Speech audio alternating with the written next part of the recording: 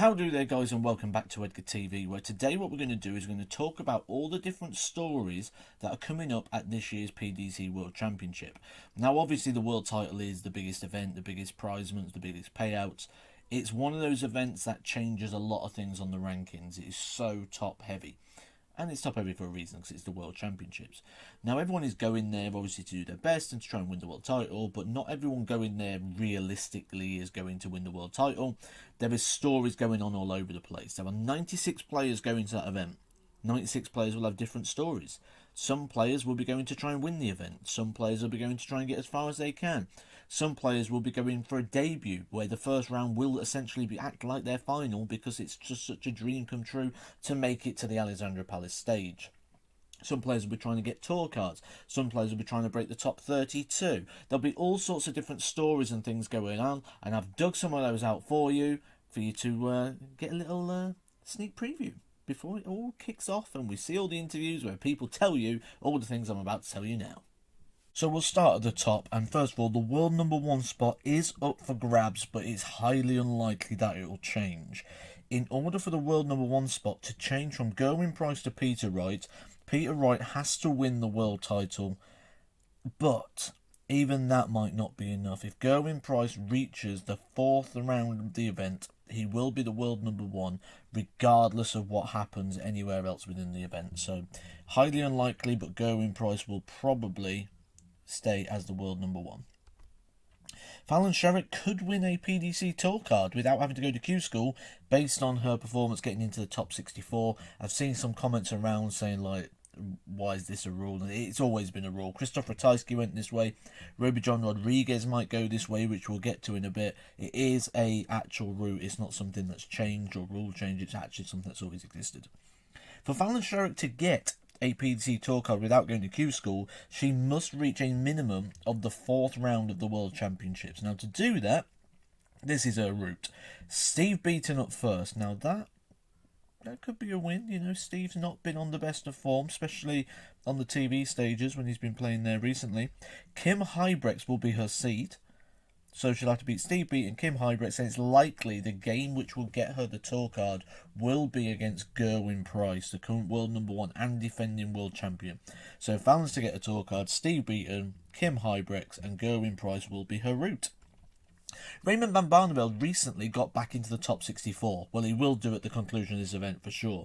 So that's the first milestone achieved, or the second one even, because the first one was to get a tour card back.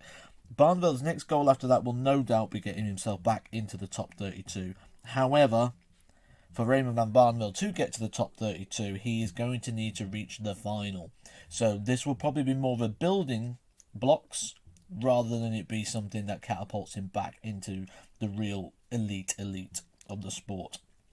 Speaking of the elite of the sport, Adrian Lewis is someone we spoke about before who's recently dropped out of the top 32. If Adrian Lewis wants to regain his place within the top 32, he's going to have to go some here. He's going to need to make at least the quarterfinals, if not more, if he's to regain that place within the top 32. The Masters is another event that's up for grabs here. That's the top 24 players in the PDC. Luke Humphreys has not played in that event yet. Probably one of the only events he hasn't actually played in yet. If he wants to get into that, he's probably going to need to make a last 16 in order to get a spot in the Masters in Milton Keynes. Last year's Premier League runner-up, Jose de Souza, if he wants to guarantee himself a place in the Premier League this year, the way to do that is to get into the top 4 in the world. To do that, he's going to need a minimum of a semi-final, and that will still depend on other results and things going on. Dimitri Vandenberg is obviously the next in line in terms of the order of merit in 6th place. If he wants to go and get himself in the Premier League, he is going to need to make the final. So a semi-final for Jose, a final for Dimitri, and that is still dependent on other results. Michael Smith was someone who missed out on the Premier League last year and was very vocal about not being in that. If Michael Smith wants to guarantee himself a space, that is again the top 4 places before the wildcards are given out, Michael Smith is going to need to make at least the final, maybe even win the world title in order to guarantee himself a Premier League place. Tour card on the line really in the John Rodriguez versus Nick Kenny match. Both players sat outside the top 64 at the moment. Both players playing each other. One of these players wins, well obviously one of them's going to win, aren't they? When one of these players win, they'll go into the top 64. Likely that it's not going to be enough. Likely they maybe need a little bit more than just the one win, but they'll give themselves a fighting chance by winning that first round game, and it's a head-to-head clash in the Battle of Tour Cards there.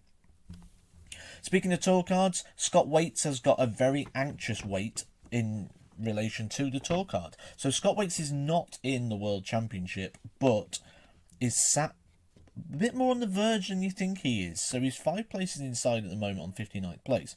However, he could be overtaken if 5 people outperform Scott Waits at the World Championships. He will be going to Q School.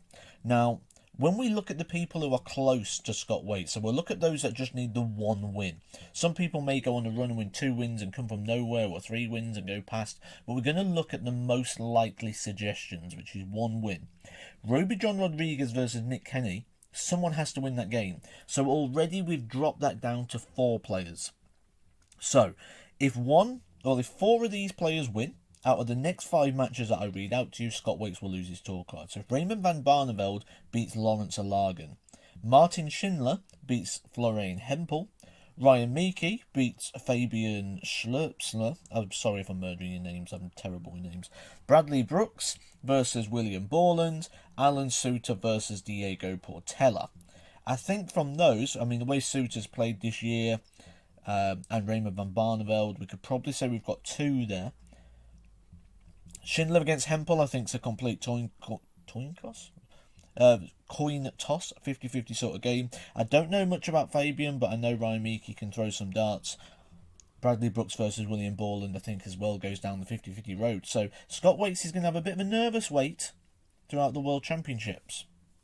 And that's just a few snippets of some of the stories that will be going on at Alexandra Palace. If you're following one story of your own, maybe a player you follow or support that I haven't highlighted in this video, do go in the comment section below and share that story. I do often hang out in the comment section below, so I will see your comments and I will hopefully find out some more stories, ones which I haven't highlighted in this video. If you have enjoyed this and you are enjoying your content, don't forget to subscribe to Edgar TV, hit the like button, and I'll catch you soon for some more Edgar TV.